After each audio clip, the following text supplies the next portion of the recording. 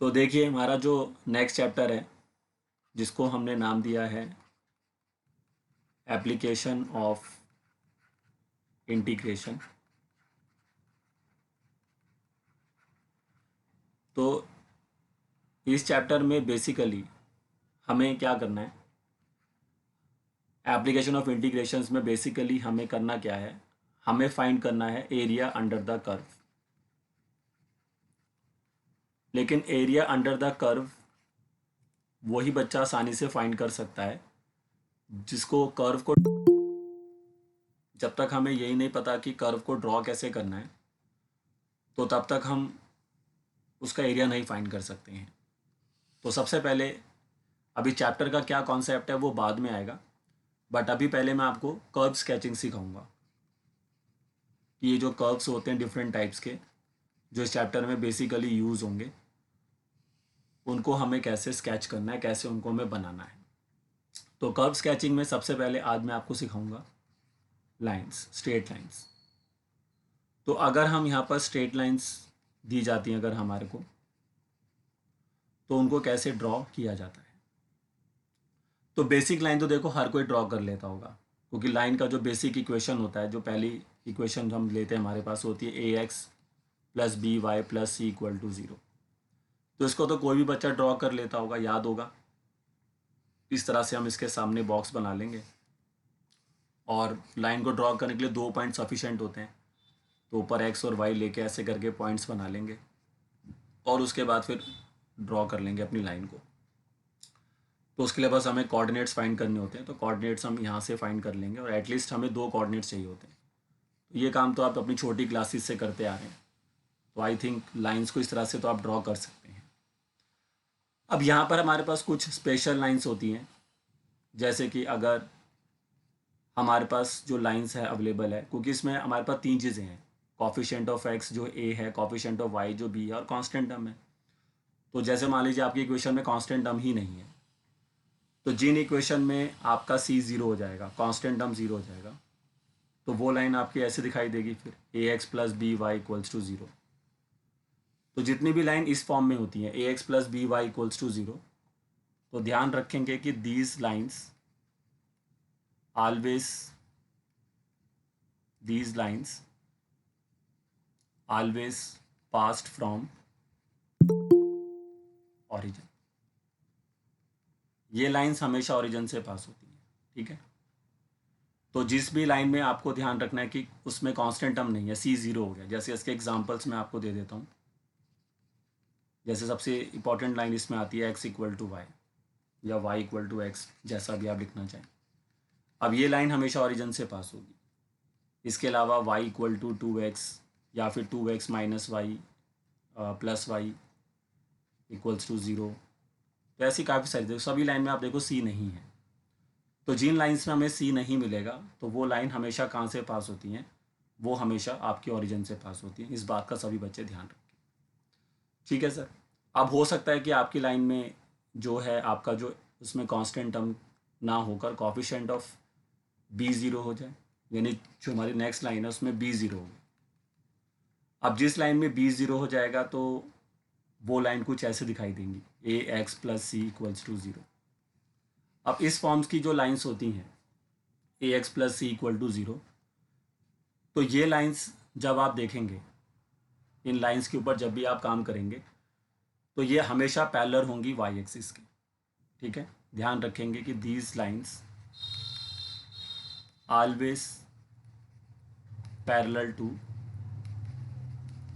Y axis, ठीक है sir. तो जिस भी लाइन में वाई मिसिंग होता है, सिर्फ एक्स होता है या कांस्टेंट टर्म्स होती हैं, तो वो लाइंस आपकी हमेशा पैरेलल होती हैं किसके, वाई एक्सिस के। वो लाइन हमेशा पैरेलल टू वाई एक्सिस होती है। जैसे इसके एग्जांपल्स मैं आपको देता हूँ। अब इस लाइन में अगर हम इसके एग्जांपल लेते हैं, तो जैसे आपको मैंने लाइन दे दी x इक्वल टू 5, है ना। अब x इक्वल टू 5 ले दिया या 3x प्लस 5 इक्वल टू 0 दे दिया, इस तरह की लाइंस, ये लाइन हमेशा पैरेलल टू वाई एक्सिस होंगी।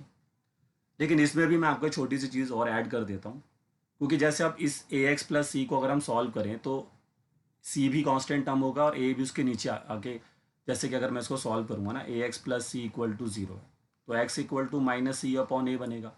अब ये माइनस सी अपॉन ए तो कोई कांस्टेंट टर्म भी बन जाएगी ना, तो उसको हम एक तरीके से ए ही मान लेते हैं। मतलब हमारी जो लाइन है वो इस तरह की फॉर्म में होंगी, मतलब ये जो लाइंस हैं ये ऑटोमेटिकली सॉल्व होने के बाद इस तरह की फॉर्म्स में आ जाती हैं।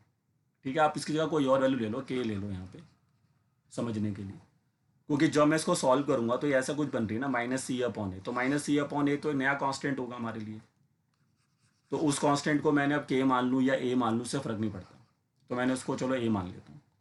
तो x इक्वल टू ए जो ये लाइन होगी इसकी क्या खास बात होगी, इसकी ये खास बात होगी कि this line is parallel to y axis and passing from a comma 0। ठीक है, ये ध्यान रखना कि ये जो लाइन होगी ये हमेशा y एक्सिस के पैरेलल रहेगी और ये कहाँ से पास करेगी, a कॉमा 0 से पास करेगी। जैसे इसका अगर मैंने ऊपर एग्जांपल भी दिया हुआ है, जैसे मैंने लाइन ले ली, सपोज करिए x इक्वल टू 5। अब इसका ग्राफ अगर मेरे को बनाना है तो इसमें कैसे ग्राफ बनेगा, ये लाइन x इक्वल टू 5 है तो ये a कॉमा 0 यानी a का काम यहाँ 5 कर रहा है, तो ये लाइन आपकी यहाँ से पास हो जाएगी। सपोज करते हैं कि ये 5 कॉमा 0 है, तो ये लाइन हमारी ऐसे यहाँ से पास होती हुई जाएगी और y एक्सिस के पैरेलल हो जाएगी। ये हमारा y एक्सिस है, ये x एक्सिस है, तो ये हमारी लाइन आ गई x इक्वल टू में 5। तो x इक्वल टू 5 यानी कि x इक्वल टू a, इस तरह की जो लाइंस होती हैं वो हमेशा a कॉमा 0 से पास होती हैं और उसके साथ साथ वो y एक्सिस के क्या रहती हैं, पैरेलल रहती हैं। ठीक है, और इसी में अगर हम अब हमारा जो a वाली टर्म है वो 0 हो जाए तो देन हमारी इक्वेशन बन जाएगी b y plus c equal to 0। और इस तरह की जो लाइन्स है जब इनको अगर आप थोड़ा ढंग से सॉल्व कर लेंगे, है ना, तो ये लाइंस ध्यान रखिए कि these lines is always parallel to x axis. ये लाइन हमेशा एक्स एक्सिस के पैरेलल होंगी। ठीक है, तो this line is always parallel to x axis. अब इसमें भी जैसे मैंने बताया कि इसके एग्जांपल्स अगर हम लेते हैं तो हमने यहाँ पे y इक्वल टू 5 कर दिया या 3y प्लस 5 इक्वल टू 0 कर दिया, ये इस तरह की फॉर्म्स की लाइंस रहेंगी। और इसको अगर हम समराइज़ कर दें, मतलब जैसे कि मैंने ऊपर किया था वैसे इसमें भी कर दूं, तो ये सॉल्व होकर इस तरह से बन जाएगी y इक्वल टू ए। तो y इक्वल टू ए वाली जितनी भी लाइंस होंगी तो ये लाइंस जो होती हैं this line parallel to y axis and passing from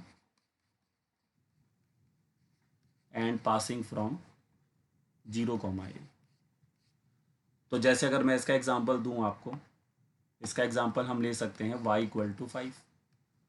तो अगर मैं इसका ग्राफ बनाऊंगा तो ये हमारा y एक्सिस हो गया, ये x एक्सिस हो गया।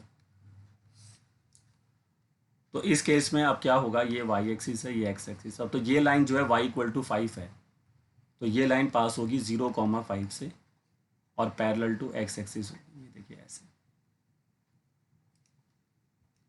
तो ये लाइन आपकी कुछ इस तरह से जाएगी और इसकी इक्वेशन होगी y इक्वल टू 5। तो ध्यान रखिए कि किस तरह से लाइंस हो सकती हैं, अलग अलग फॉर्म्स मैंने आपको लाइंस की बताई हैं, क्योंकि ये देखो ये चीज़ें ज़रूरी हैं। अगर आपको लाइंस को ड्रॉ करना ही नहीं आता, आपको पता ही नहीं है कि लाइन कहाँ से पास होगी, किसके पैरेलल होगी, तो आप कभी भी सही डायग्राम नहीं बना पाएंगे और उसकी वजह से फिर आपका क्वेश्चन जो है वो गलत हो सकता है। तो इसलिए मैंने स्टार्टिंग से ही चीज़ें समझा रहा हूँ, ताकि पहले मैं कर्व स्केचिंग सिखा रहा हूँ, अलग अलग कर्व्स कैसे बनाने, चैप्टर में जितने भी कर्व्स हैं उनको कैसे बनाना है, वो सारी नॉलेज जो है मैं आपको यहाँ पे दे रहा हूँ। तो उसके अकॉर्डिंग ही आपको यहाँ पे चलना होगा। अब इसमें एक स्पेशल लाइन और आती है, ये वाली। इसमें ऐसा कुछ होता है, देखो, modulus of x modulus of y equal to में 0। अगर आपके पास ये इक्वेशन आती है, मतलब स्पेशल है, बाकी मॉडुलस में तो फिर आप जितने मर्जी इक्वेशंस ले सकते हैं, बट इसी में आपको इसके अंदर टोटल मिला के 4 इक्वेशंस होती हैं। इसको अगर आप सॉल्व करेंगे तो ये 4 इक्वेशंस बनेंगी। पहली बनेगी x plus y equal to 0, फिर बनेगी minus x plus y equal to 0, फिर बनेगी x minus y equal to 0, फिर minus x minus y equal to 0। तो इसमें किस तरह से क्यों हुआ, क्योंकि मॉडुलस ऑफ एक्स जो होता है इसके अंदर दो वैल्यू लेगा, प्लस एक्स भी लेगा माइनस एक्स भी लेगा, और मॉडुलस ऑफ वाई के साथ भी ऐसा ही होगा, वहाँ पर भी वो प्लस एक्स भी लेगा माइनस वाई भी लेगा प्लस वाई भी लेगा। तो उसके अकॉर्डिंग फिर हमें इसको इसके अकॉर्डिंग इसको स्प्लिट करना पड़ता है, और कहाँ पर एक्स जीरो होगा, जीरो से छोटा होगा बड़ा होगा वो भी हमें देखना पड़ेगा। वो बात की बात है, बट मैंने आपको बताया कि अगर modulus of x plus modulus of y equal to zero अगर आपको लाइन आती है ऐसा कुछ, तो इसमें आपको ऐसे चार डिफरेंट इक्वेशंस लेके फिर डायग्राम बनाना पड़ता है। तो ये थी बात किसकी, लाइंस की। तो आई होप सबको समझ में आया होगा। ये मैंने पहला जो लाइन है उसके इसके ऊपर काम किया है, पहले कर्व के ऊपर काम किया। अब इसके बाद हम और कौन कौन से कर्व हैं जो हमारे कोर्स में हैं, अब हम उनकी भी बात करेंगे। चलिए बच्चे बताइए, समझ में आ गया सभी को कि डिफरेंट लाइंस कैसी दिखाई देती हैं और किस सिचुएशन में हमने लाइन को कैसे बनाना है।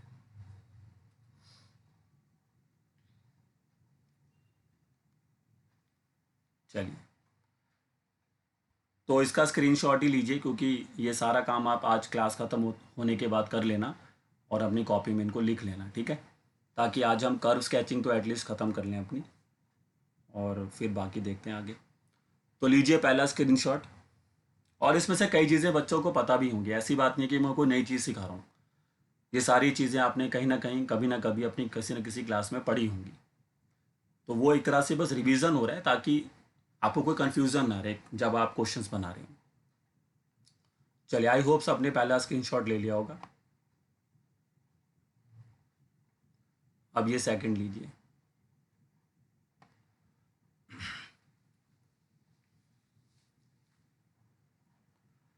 चलिए सेकंड स्क्रीनशॉट लीजिए सभी बच्चे,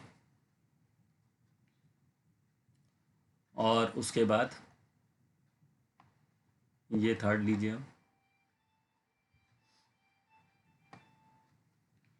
ये थर्ड स्क्रीनशॉट लीजिए। चलिए, तो लाइंस के सारे स्क्रीनशॉट आई होप सबने ले लिए हैं। अब हम आगे बढ़ते हैं और अपने नेक्स्ट कर्व की ओर चलते हैं। आइए, नेक्स्ट कर्व जो हमारे पास है इस चैप्टर में जो इम्पोर्टेंट है हमारे लिए, वो होते हैं सर्कल्स। तो क्लास 11th में आपने इनके ऊपर काम किया था, और सर्कल की क्या इक्वेशंस होती हैं, कैसे वो दिखाई देते हैं, वो सभी चीज़ें मैं आपको बताता हूँ। तो अगर हम सर्कल की सबसे इंपॉर्टेंट जो स्टैंडर्ड इक्वेशन जिसे कहा जाता है, तो what is the standard equation of circle. तो सर्कल की जो इक्वेशन आपने पढ़ी थी क्लास 11th में, वो थी x माइनस एच का whole square y minus k का होल स्क्वायर इक्वल टू में आर स्क्वायर। जहाँ पर इस सर्कल के जो सेंटर है, क्योंकि सर्कल के लिए मेन चीज़ क्या होती है, सर्कल के सेंटर जो कि यहाँ पर h कॉमा के होते हैं, और उसके बाद सर्कल का रेडियस जो कि यहाँ पे r होता है। ये सर्कल की स्टैंडर्ड फॉर्म होती है। इसी में एक फॉर्म और भी होती है, इसी के अंदर अगर आप जाएं तो एक फॉर्म और होता है कि जिसमें सेंटर लाइज ऑन ऑरिजिन। मतलब इसकी बहुत सारी फॉर्म्स हैं, तो मैं अलग अलग तरीके से आपको उसको दिखा सकता हूँ। इसको अगर आप एक चीज़ देखिए पहले, जैसे कि इसमें अलग अलग तरीके से आप इसको बना सकते हैं। अब पहला फॉर्म तो सिंपल है, जो इससे मैच करेगा, जो मैंने यहाँ पे लिखा हुआ है, ठीक है। दूसरा जो फॉर्म हमारे पास होता है, उसमें हो सकता है कि हमारे सर्कल के जो सेंटर हैं, if centre lies on origin, तो अगर हमारे सर्कल के सेंटर लाइज करते हैं ऑरिजिन पर, तो दैट मीन्स उसका मतलब क्या हुआ, उसका मतलब यही हुआ कि h भी ज़ीरो हो जाएगा और k भी ज़ीरो हो जाएगा। तो जब हमारा h और k ज़ीरो हो जाएंगे तो यही इक्वेशन ऐसे दिखाई देगी, x square y square equal to में आर स्क्वायर। तो ये जो इक्वेशन होती है सर्कल की, इसका सेंटर लाई करता है 0 0 पे, और रेडियस तो वही रहेगा आर। अब यदि मैं इसका एग्जांपल दूं आपको, तो आपके पास इक्वेशन है x square y square equal to में 16। अब टीचर ने कहा कि इसका जो भी डायग्राम है वो बनाइए।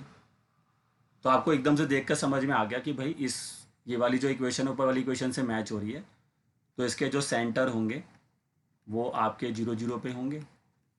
अब रेडियस कैसे निकालेंगे, तो रेडियस जो इसका होगा वो आपका आर स्क्वायर से होता है, तो आर स्क्वायर अगर 16 के बराबर है तो आर की वैल्यू 4 आएगी। यानी इसके सेंटर आपके कहाँ पर आ गया, ओरिजिन पे, और इसका जो रेडियस है वो आपका आ गया 4।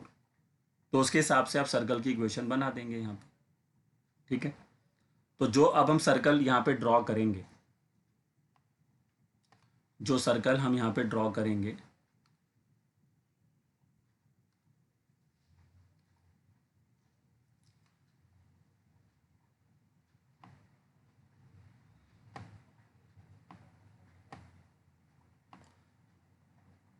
हाँ, तो अब ये जो सर्कल हमने ड्रॉ करा, इसका जो सेंटर होगा, जो इसका सेंटर होगा ये ओरिजिन पे लाई करेगा, तो ये हमारा वाई एक्सिस हो गया और ये हमारा एक्स एक्सिस हो गया। तो इस सर्कल का जो सेंटर है वो आपका कहाँ आ गया, ओरिजिन पे आ गया, 0 0 पे, और ये इसका रेडियस हो गया। तो यहाँ का पॉइंट क्या बनेगा फिर, 4,0, और अगर ऊपर का पॉइंट लिखना चाहते हैं तो ये 0,4 बनेगा। ऐसे ही बाकी पॉइंट भी लिख सकते हैं, बट हमने अभी थोड़ा फर्स्ट कोऑर्डिनेट के ऊपर ज़्यादा फोकस कर रहे हैं, तो इसलिए ये आपके कोऑर्डिनेट्स रहेंगे, क्योंकि ये यहाँ से यहाँ तक इसका रेडियस कहलाएगा, ये यहाँ से यहाँ तक रेडियस है इसका ये, और जितना रेडियस यहाँ पर रहेगा उतना ही रेडियस आपका ऊपर भी रहेगा।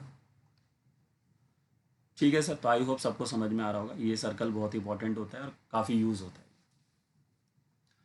अब इसके अलावा तो देखो टीचर आपको कई सारे सिचुएशन में डाल सकता है ना भाई, बहुत सारी सिचुएशंस हैं जिसमें आपको टीचर जो है डाल सकता है।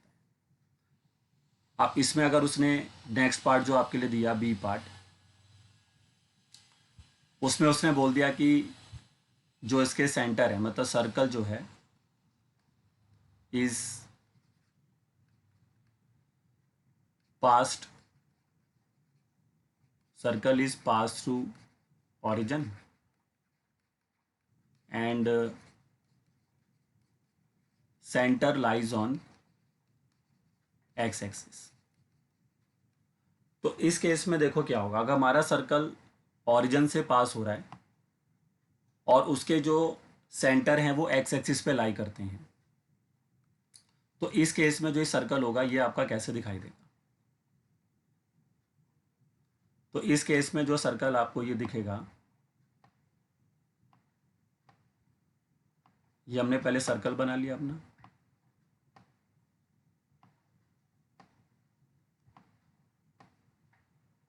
अब इस सर्कल की खास बात क्या है कि ओरिजिन से पास हो रहा है, तो इसका मतलब ये हुआ, और इसके जो सेंटर है वो एक्स एक्सिस पे लाई करेंगे, तो फिर हमें वाई एक्सिस यहाँ बनाना पड़ेगा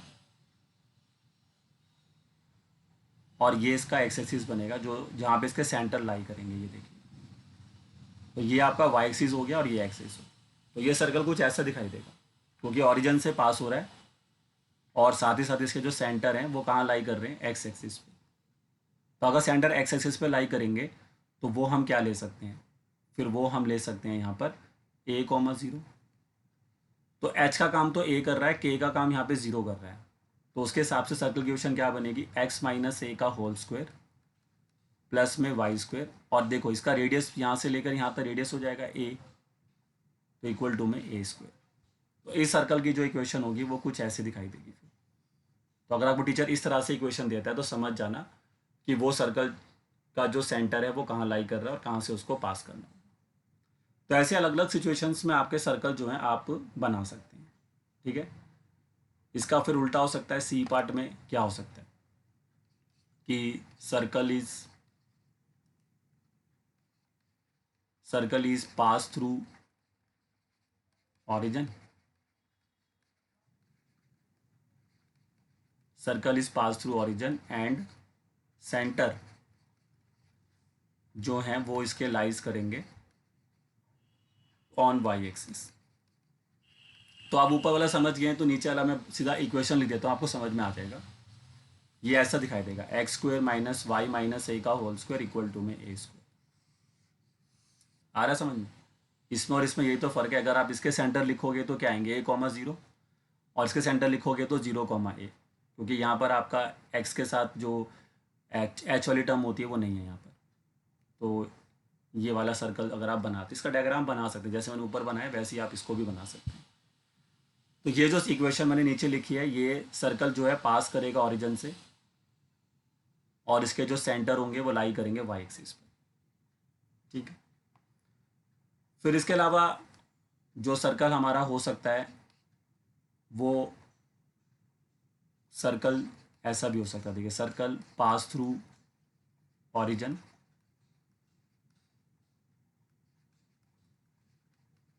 circle is passed through origin and cut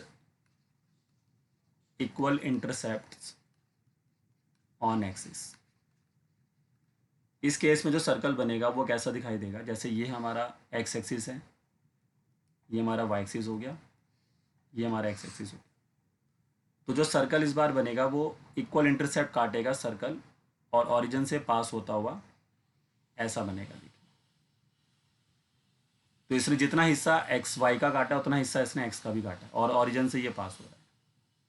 तो ये इसके सेंटर यहाँ पे लाई करेंगे। फिर इसकी इक्वेशन क्या रहेगी वो हो, अब क्वेश्चन के अकॉर्डिंग हमें चलना पड़ेगा।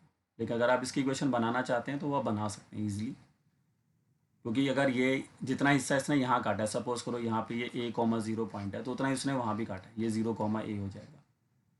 और अगर आप इसके सेंटर, ये जो O पॉइंट है जो इसका सेंटर है, ये इसको अगर आप निकालना चाहते हो तो उसका जो सेंटर पॉइंट यहाँ पे बनेगा वो आपके लिए बनेगा a/2, a/2। ज़रूरी नहीं है कि वो इनका इक्वल इंटरसेप्ट काटे, हो सकता है कि डिफरेंट काटेगा, तो इधर a होगा इधर b ले लेना, वैसे भी आप कर सकते हो। इसका सेंटर a/2, a/2 आएगा, और इसका जो रेडियस रहेगा फिर वो इन दोनों के बीच का डिस्टेंस निकाल के उसका हाफ करना पड़ेगा। मतलब अगर ये पॉइंट आपका a है, ये b है, तो रेडियस जो होगा वो AB का आधा हो जाएगा। तो उसके हिसाब से फिर इसकी इक्वेशन देखो, आपको तो वैसे इक्वेशन दी जाएंगी, आपको इक्वेशन गिवन होगी सीधा, तो आप उसका सेंटर पता करिए, रेडियस पता करिए। ये तो मैं आपको बता रहा हूँ कि कैसे कैसे डायग्राम जो है वो आपके दिखाई दे सकते हैं। ठीक है, आपको तो इक्वेशन दी जाएगी, अगर आपके पास इक्वेशन है तो कोई भी बच्चा उसका सर्कल के सेंटर रेडियस तो निकाल ही सकता है, कोई प्रॉब्लम तो किसी को होने नहीं वाली। अब देखो, ये जो इक्वेशन आप ऊपर देख रहे हैं इस स्टैंडर्ड इक्वेशन कहलाती है, लेकिन इसकी एक इक्वेशन और होती है, आपको याद आएगा। अब देखो, मैं और भी सर्कल की फॉर्म्स बना सकता हूँ, बट अभी मैं सारी नहीं बना रहा हूँ, क्योंकि मैं इस चैप्टर के हिसाब से चल रहा हूँ। इस चैप्टर में तो खैर आपको इतनी सारी फॉर्म जरूरत पड़ेगी भी नहीं, CBSE लेवल पे तो नहीं पड़ेगी। CBSE लेवल पे तो सिर्फ सिंपल ही सर्कल्स आते हैं, कोई भी बच्चा बना सकता है। तो मैं बात कर रहा था कि अब एक सर्कल की होती है जनरल इक्वेशन, उसे हम क्या बोलते हैं, जनरल इक्वेशन ऑफ सर्कल। ठीक है, अगर आप जनरल इक्वेशन ऑफ सर्कल की बात करें तो वो इक्वेशन ऐसे दिखाई देती थी, x² y² 2gx 2fy + c = 0।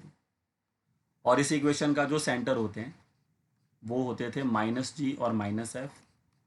इसका रेडियस अगर आपको निकालना है तो उसका फॉर्मूला होता है g² + f² - c। तो जैसे मैं इसका एग्जांपल अगर आपको दूं, इसका एग्जांपल जैसे ये हो गया, x² y² माइनस का 4x माइनस का 8y +4 = 0। तो अगर आप इसके सेंटर्स निकालना चाहें यहाँ से, तो पहले आप इसको इससे कंपेयर करेंगे। ठीक है, मतलब 2g = -4 से कंपेयर होगा तो g आपका -4 आएगा, तो उसके हिसाब से आप कर सकते हो। जैसे 2g आपका -4 होगा ना, तो g आपका कितना आएगा, -2। फिर ऐसे अगर आप इसको कंपेयर करेंगे तो 2f आपका -8 होगा, तो f आपका 4 आ जाएगा।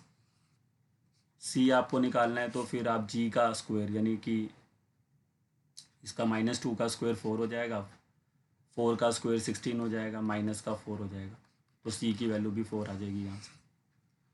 तो ऐसे करके अब आप इसके सेंटर रेडियस निकाल सकते हैं। तो ये रेडियस था। अब इसका सेंटर हमारे पास कितना आ गया, इसका जो सेंटर होगा वो होता है -g -f, तो इस जगह 2 और ये माइनस का 4 आएगा, तो ये 2,4 इसके सेंटर हो गए और 4 इसका रेडियस हो जाएगा। लेकिन अब मैं आपको चीज़ बता रहा हूँ कि जैसे आप इसको, इस जनरल इक्वेशन जो आपके पास है, इससे आप सीधा सेंटर रेडियस निकाल सकते हैं, है ना, आपको मैंने फॉर्मूले बता दिए। लेकिन मैं आपको यही सजेशन दूंगा कि आप इस इक्वेशन को वापस इस इक्वेशन को आप वापस स्टैंडर्ड फॉर्म में कन्वर्ट कर लें। उसका कारण मैं आपको बताता हूँ, क्योंकि हमें इसको बाद में इंटीग्रेट भी करना होता है, तो हम ऐसी जनरल इक्वेशन को लेकर इंटीग्रेट नहीं कर सकते हैं, उसमें हमें काफ़ी प्रॉब्लम होगी। तो इस चीज़ से अगर हमें बचना है तो हम यहाँ पर यही चीज़ करेंगे कि जब भी हमें टीचर का जनरल इक्वेशन देता है तो हम उसको वापस स्टैंडर्ड फॉर्म में कन्वर्ट करेंगे। वो कैसे करते हैं वो मैं आपको बता देता हूँ, क्योंकि इससे बात बनेगी नहीं। इससे आप सेंटर रेडियस तो निकाल सकते हैं, लेकिन आपको इंटीग्रेशन में प्रॉब्लम जरूर होगा। तो इसलिए मैं आपको सजेशन क्या दे रहा हूँ कि आप हमेशा कन्वर्ट कर लें, कन्वर्ट स्टैंडर्ड फॉर्म को किस में, जनरल फॉर्म को स्टैंडर्ड फॉर्म में। तो जनरल फॉर्म को स्टैंडर्ड फॉर्म में कन्वर्ट करना ही होगा, क्योंकि वो आपके लिए सही रहेगा, क्योंकि उससे फिर आपका इंटीग्रेशन भी आसानी से होगा और उसके साथ साथ आप डायग्राम भी सही से बना लेंगे। तो मैं जैसे कि एग्जांपल मैं आपको बताता हूँ इसका।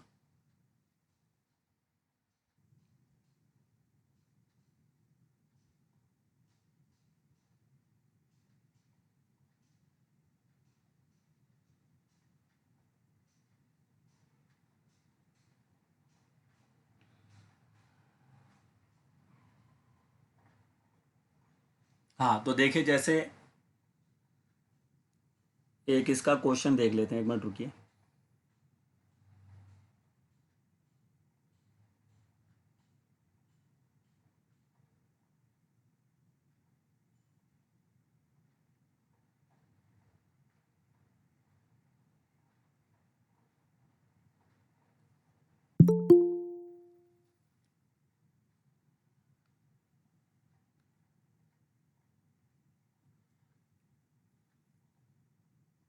देखो, लेने को तो मैं ऊपर वाला भी एग्जांपल ले सकता हूँ, लेकिन फिर उसमें क्या होता है कि उसके सेंटर सर्कल थोड़े से अलग तरह से दिखाई दे रहे हैं। बट मैं चाहता हूँ कि आपको जैसे एनसीईआरटी का कोई क्वेश्चन मैं आपको करके दिखाता हूँ। तो देखो, चीज़ें यही हैं, जब तक आप सही से कर्व वगैरह नहीं बनाना सीखोगे तब तक तो देखो प्रॉब्लम रहेगी। और ये सारे कर्व जो है मैं आपको बना के दिखा रहा हूँ। अभी मैंने आपको लाइंस बना के दिखा दिया, अब उसके बाद फिर मैं आपको सर्कल दिखा रहा हूँ। तो ऐसे ही फिर मैं आपको आगे और भी जो भी कर्व हो सकते हैं पॉसिबल, वो सारे दिखाऊंगा। तो आइए देखिए, अगर आप एनसीईआरटी में जाएं तो वहाँ पर ये इस तरह के जो कर्व्स हैं उनकी इक्वेशन मैं आपको दिखाता हूँ कि वो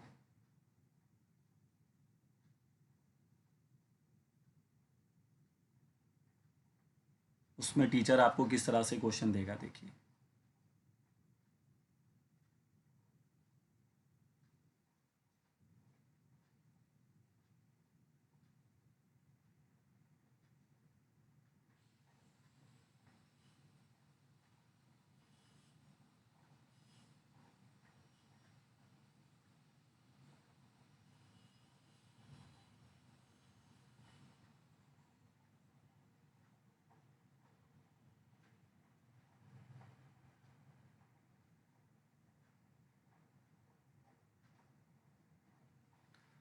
देखिए, अभी क्वेश्चन मेरे को मिल नहीं रहा है, तो अभी आप जैसे अगर ऊपर वाला ही क्वेश्चन, चलो अभी हम ले लेते हैं थोड़ी देर के लिए, उसी को थोड़ा समझा देता हूँ मैं आपको।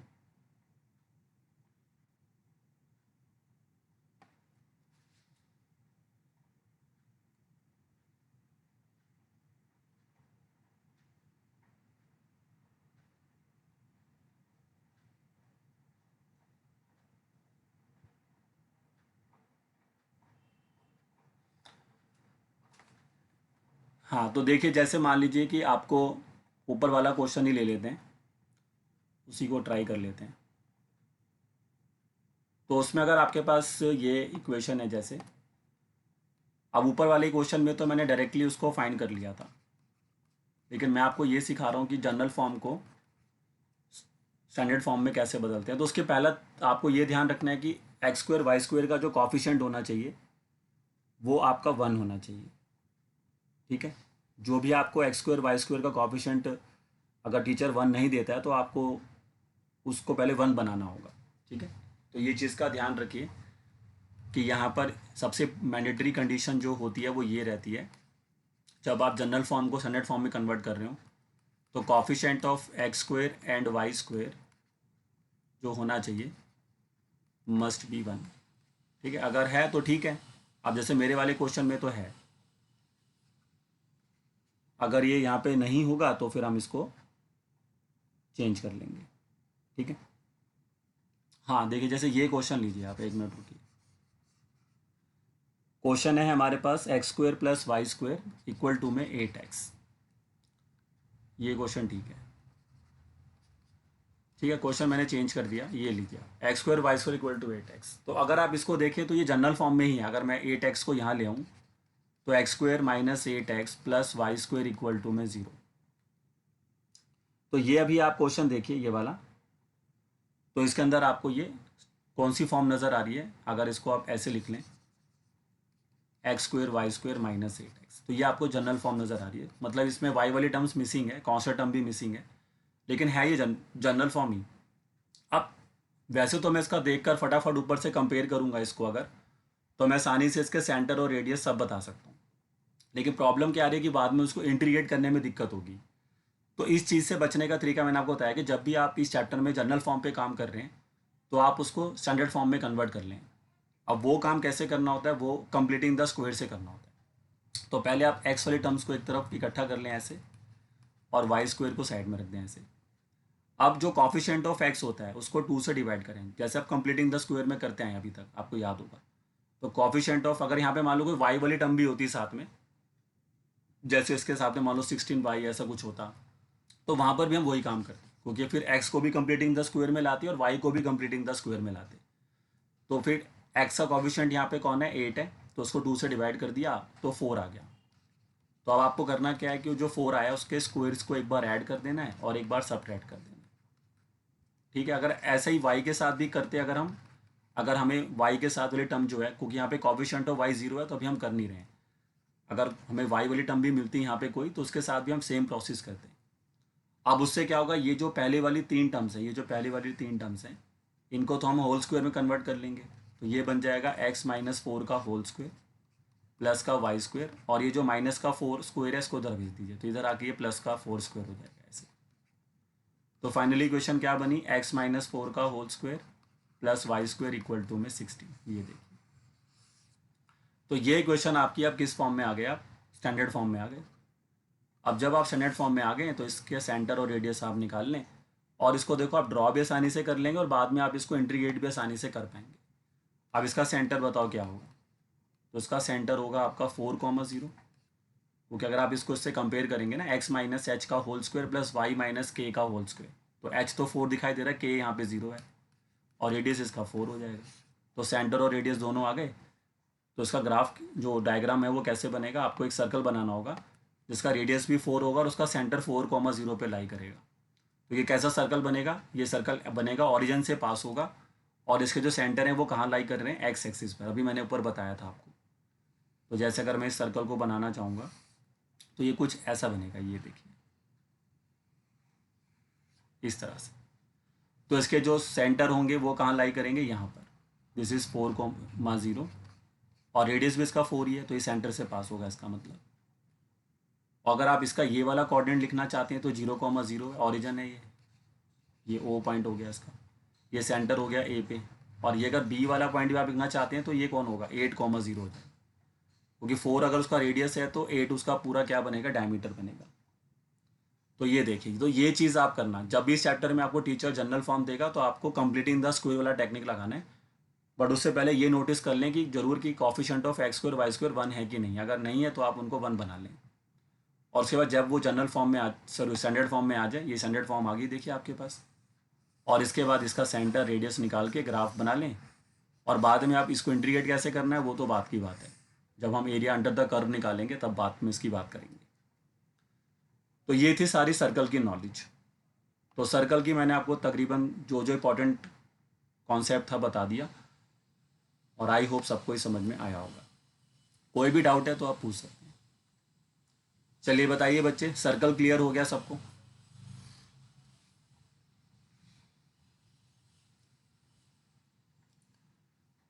चलिए इसके स्क्रीनशॉट लीजिए फटाफट। पहला स्क्रीनशॉट लो सभी बच्चे।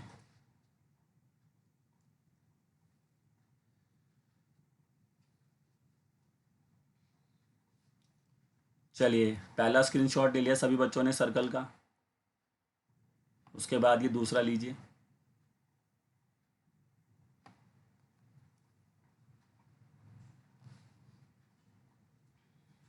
ये दूसरा स्क्रीनशॉट है आप सभी का। उसके बाद ये तीसरा लीजिए।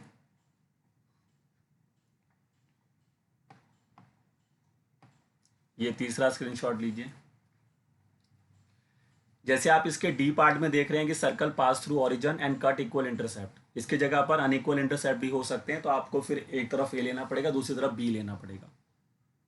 ठीक है, वो आप देख लेंगे। और उसके बाद नेक्स्ट ये लीजिए, ये जनरल इक्वेशन का लीजिए। मैंने वैसे तो बता दी जनरल इक्वेशन से डायरेक्ट आप सेंटर रेडियस निकाल सकते हैं, लेकिन मैंने तो आपको यही सजेशन दिया है कि जब भी आपके पास जनरल इक्वेशन रहे तो आप उसको स्टैंडर्ड में ही कन्वर्ट करें। तो उसके लिए फिर आपको ये नेक्स्ट जो स्क्रीनशॉट है वो देखना होगा। तो ये वाला जो स्क्रीनशॉट है ये वाला, इसमें आप देख सकते हैं, इसमें मैंने कन्वर्ट कर दिया जनरल फॉर्म को स्टैंडर्ड फॉर्म में। और ये काम करना आपको आना चाहिए। उसको किसके थ्रू करना है आपको? Completing the square. ठीक है, कंप्लीटिंग द स्क्वायर टेक्निक का इस्तेमाल करके जनरल फॉर्म को स्टैंडर्ड फॉर्म में ले आएंगे, तो उससे आप ग्राफ भी आसानी से बना लेंगे सर्कल का, और साथ साथ उसको आप इंटीग्रेट जो करना होता है आखिरी में वो भी कर सकते हैं। चलिए, तो उसके बाद आप आखिरी स्क्रीनशॉट बच रहा है वो ले लीजिए। ये इसका आखिरी स्क्रीनशॉट होगा। तो आई होप सबको सर्कल क्लियर होगा। तो आइए फटाफट कुछ और कर्व से उनको देख लेते हैं। नेक्स्ट कर्व जो अब हम सीखने जा रहे हैं उसको हमने नाम दिया है पैराबोला। तो आई होप सबको पैराबोलाज याद होंगे। और पैराबोला 4 तरीके से बनाया जाता है, मैं चारों तरीके से बना के दिखा देता हूँ फटाफट।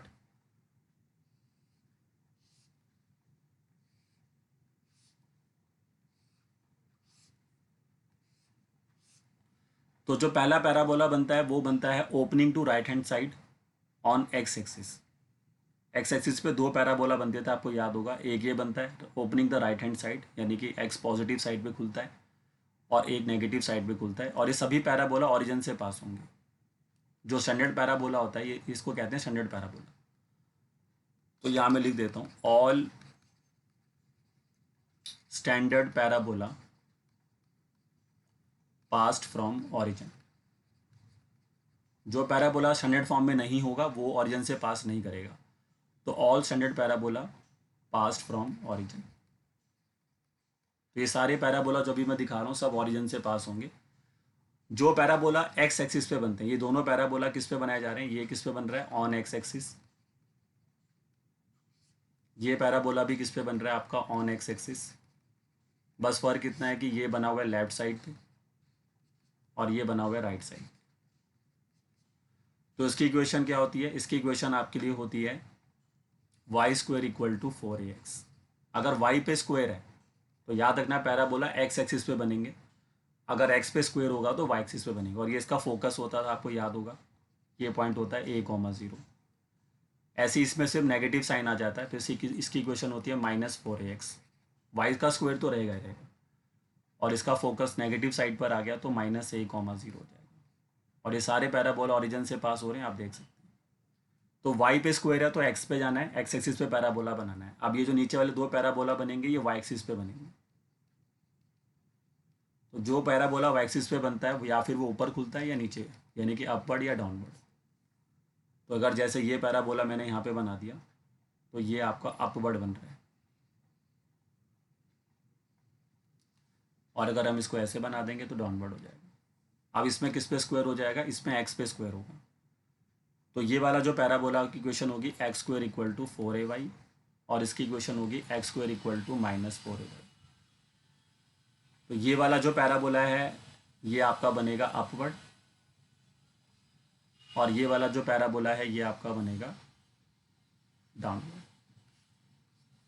और इनके जो फोकस होंगे, जैसे इसका फोकस यहाँ पे लेंगे तो वो हो जाएगा 0, a, और इसका फोकस यहाँ पे लेंगे तो हो जाएगा 0, -a।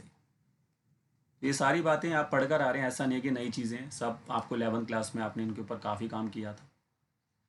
इसके अलावा और भी कई चीज़ें होती थी इनके साथ, बट उन पे हमें भी काम नहीं करना है। हमें सिर्फ अभी पैराबोला की नॉलेज होनी चाहिए कि कौन सा पैराबोला कहाँ बनेगा। तो 4 टाइप्स के मेन पैराबोलाज होते हैं। राइट हैंड साइड पे खुलता है एक पैराबोला, एक लेफ्ट हैंड साइड पे खुलता है, और एक आपका जो होता है ओपन करता है अपवर्ड, और एक डाउनवर्ड।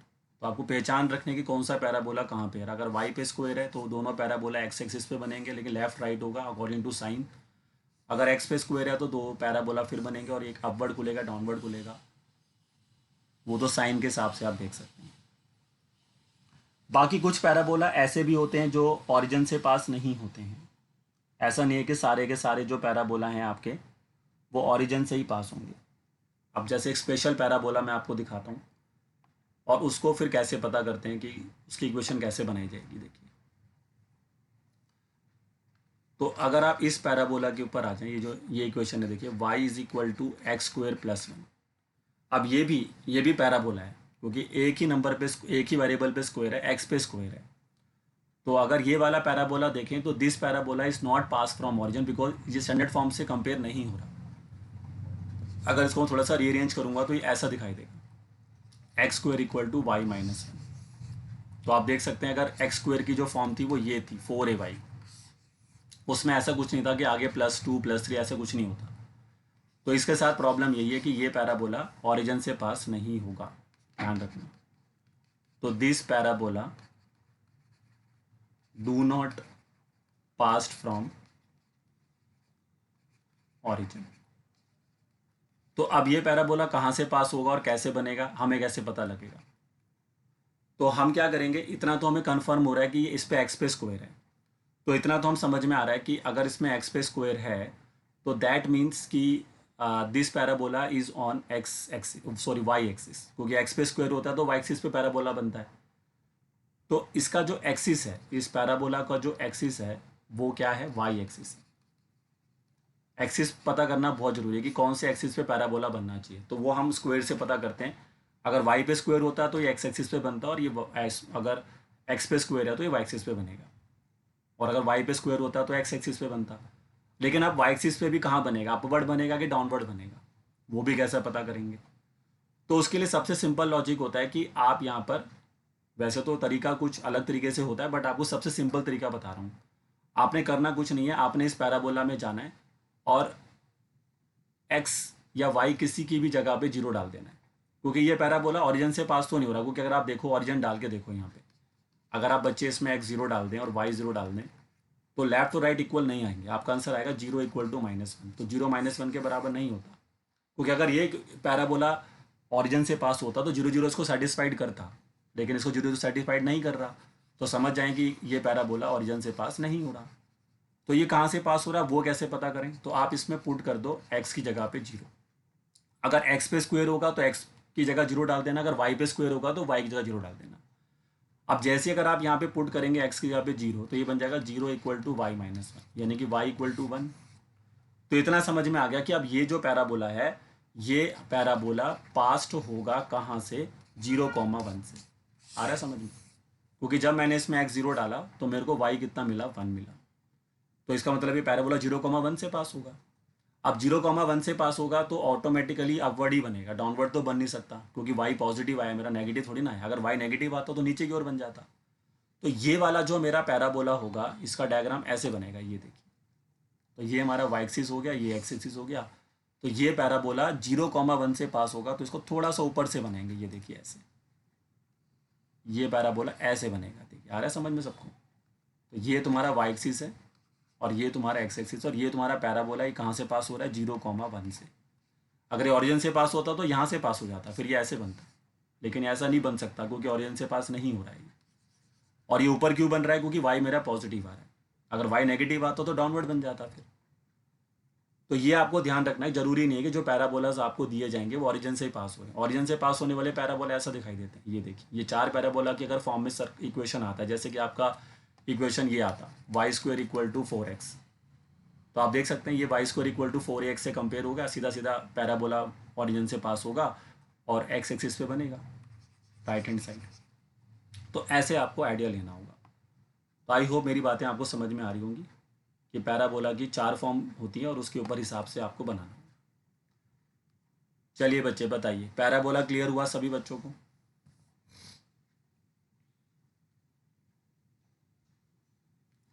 पैराबोला की 4 स्टैंडर्ड फॉर्म्स हैं, लेकिन अगर आपको ये पता करना है कि मेरा पैराबोला ओरिजिन से पास हो रहा है कि नहीं हो रहा, तो एक्स और वाई की जगह पे 0 0 डाल दीजिए। अगर वो चीज़ ओरिजिन से पास होगी तो उसको सेटिस्फाइड करेगी, अगर वो नहीं कर रही उसको सेटिस्फाइड, मतलब लेफ्ट राइट के इक्वल नहीं आ रहा है, तो फिर वो कहीं और से पास हो रहा है। बस सिंपल लॉजिक है। चलिए इसका स्क्रीनशॉट लीजिए सभी बच्चे। ये पहला स्क्रीनशॉट ले लीजिए।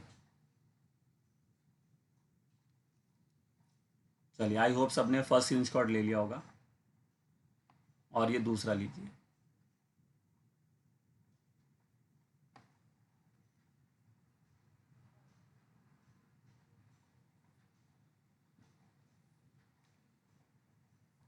सेकंड को थोड़ा सा कंप्लीट कर लें, इसका डायग्राम नहीं आ रहा है इसके अंदर, तो अब ये इसको ऐसे ले लें तो इसका डायग्राम भी आ जाएगा इसमें।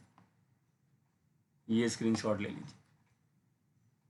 अब देखो इस पैराबोला का फोकस क्या होगा, है ना, वो अलग चीज़ है, उसको फिर जब मैं पढ़ाऊंगा तब बता दूंगा, क्योंकि इसके फोकस कैसे निकाला जाएगा, बहुत सारी चीज़ होती है ना पैराबोला के साथ, आपको याद होगा। अब उसकी रिक्वायरमेंट क्वेश्चन में होगी तो हम उसको निकालेंगे।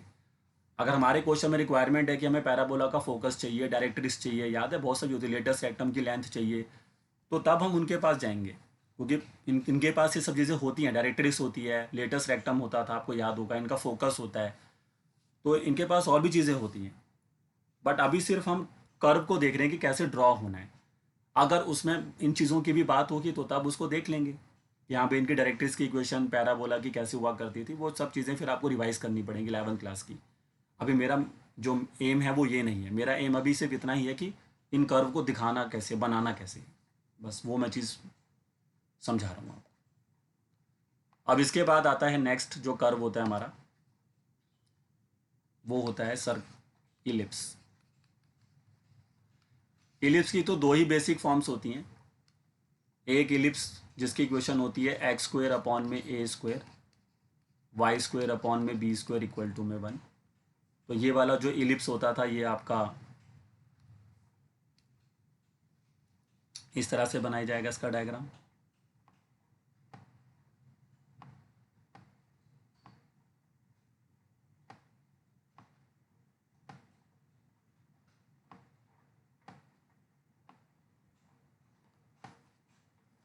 तो ये जो इलिप्स होता है हमारा, ये कुछ इस तरह से दिखाई देगा।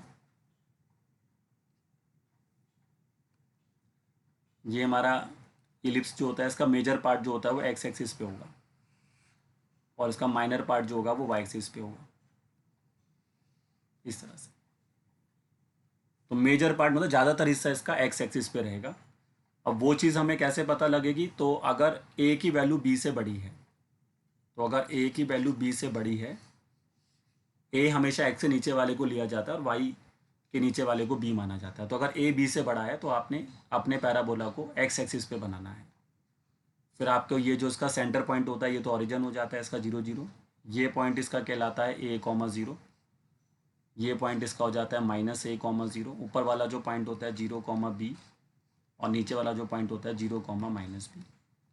और इसका ये वाला जो पॉइंट है, ये अगर ए है और ये बी है, ऊपर सी है नीचे डी है, तो ए बी जो इसका पार्ट है, देखिए ज़्यादातर हिस्सा इसका कहाँ पर, क्योंकि ए बी इसका मेजर एक्सिस है, तो इसमें जो ए बी है ये इसका मेजर एक्सिस है, और मेजर एक्सिस का काम यहाँ पर कौन करेगा, एक्स एक्सिस करेगा। ठीक है। लेकिन अगर इसमें इसमें अगर यही इक्वेशन रहती है और उसमें आपका जो बी वाला पार्ट है अगर वो बड़ा हो जाता है, फिर मतलब आपकी इक्वेशन कुछ ऐसे होती है फिर से, x square upon a square y square upon b square equal to में 1, इस तरह से। लेकिन इस केस में आपका जो बी वाला पार्ट है वो ए से बड़ा है। ठीक है। तो अगर बी आपका ए से बड़ा हो जाएगा तो फिर ये जो इलिप्स होगा इसका जो मेजर एक्सिस होगा ये फिर वाई एक्सिस होगा, तो फिर ये वाई एक्सिस पे बनाया जाएगा, ये जो इलिप्स होगा उसको फिर आप वाई एक्सिस पे बनाएंगे।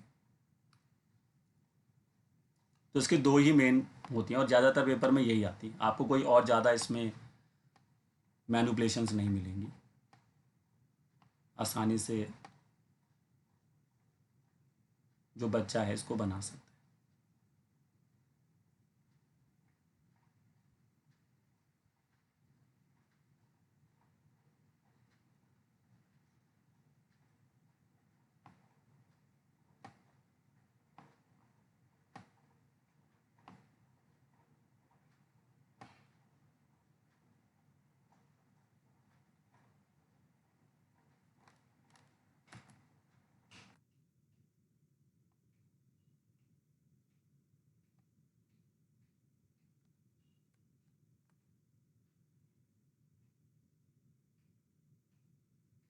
ये एलिप्स आपको कुछ ऐसा दिखाई देगा।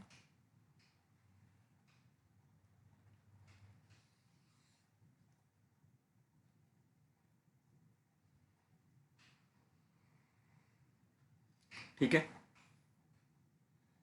तो इस एलिप्स में फिर यही रहेगा और जो सारे पार्ट्स हैं फिर वो चेंज हो जाएंगे, उसके हिसाब से फिर इसका डायग्राम इस तरह से दिखाई देगा। तो आप देख सकते हैं कि इस एलिप्स का जो मेजर पार्ट है वो आपका वाई एक्सिस पर आ रहा है, फिर उसके हिसाब से फिर आपको जो कोऑर्डिनेट्स हैं वो भी आपको चेंज करने पड़ेंगे, वो आपको लेने पड़ेंगे। तो ये हमारे पास मेन चीज़ें होती हैं। देखिए एलिप्स में ज़्यादा कुछ वैरायटी नहीं है, यही आपको मिलेंगी। एक तो ये वाला एलिप्स मिलेगा, अगर एक्स के, इसको आप ऐसे रखना कि अगर एक्स के नीचे वाली वैल्यू बड़ी है तो एक्स एक्सिस पे एलिप्स बना दो, अगर वाई के नीचे वाली वैल्यू बड़ी है तो वाई पे एलिप्स बना दो। ठीक है सर, ऐसे भी आप दिमाग में रख सकते हैं। इसके अलावा तो देखो फटाफट एक दो चीज़ें और देख लो। इसके अलावा देखो, वैसे अगर आप एनसीईआरटी में जाएंगे तो मैंने जैसा कि बोला कि कुछ टॉपिक तो इस साल डिलीट हो चुके हैं, तो जैसे इसमें टिग्नोमेट्री भी आती है इसके अंदर, जिसके अंदर आपके जो टिग्नोमेट्रिक फंक्शंस होते हैं उनके ग्राफ भी आते हैं। अगर आपको याद हो, मैंने टिग्नोमेट्री के ग्राफ आपको बता रखे हैं। अब टिग्नोमेट्रिक, अगर टीचर आपको टिग्नोमेट्रिक फंक्शन देता है तो उनके ग्राफ भी आपको बनाने आने चाहिए। उसमें बेसिकली दो बहुत आते हैं, एक तो अगर आपको साइन एक्स का ग्राफ आना चाहिए और एक आपको कॉस एक्स का ग्राफ आना चाहिए। तो इन पे भी आप काम कर लें। जैसे आपको याद होगा साइन एक्स का ग्राफ जो होता है कुछ इस तरह से चलता है, ये साइन एक्स का ग्राफ होता है ऐसे। ठीक है, ऐसे ही फिर कॉस का भी होता है। अब ये तुम्हारा जीरो हो जाएगा, फिर ये पाई हो जाएगा, फिर ये 2 पाई हो जाएगा, इधर से ये माइनस पाई हो जाएगा, ये माइनस का 2 पाई हो जाएगा। तो जैसे साइन का ग्राफ है ऐसे ही कॉस का भी होता है। तो साइन एक्स और कॉस एक्स पर भी क्वेश्चन आ सकते हैं। अगर आप यही ग्राफ कॉस पे बनाना चाहते हैं, ये साइन का बनाया मैंने, अगर आप इसी को कॉस में दिखाना चाहते हैं तो कॉस का ग्राफ थोड़ा अलग होता है। कॉस का ग्राफ ऐसे चलता है,